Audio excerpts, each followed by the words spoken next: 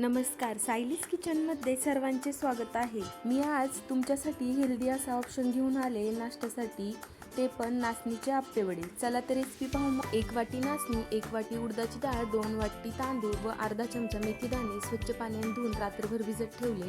त्यानंतर ते मिक्सर जारमध्ये टाकून मस्त असे बारीकसर करून घेतले। आपण नॉर्मल आप्पे इडली खातोच, पण एकदा अशी नाचणीचे आप्पे तुम्ही नक्की बनवून पहा। ह्या पिठापासून तुम्ही डोसे इडली देखील बनवू शकता।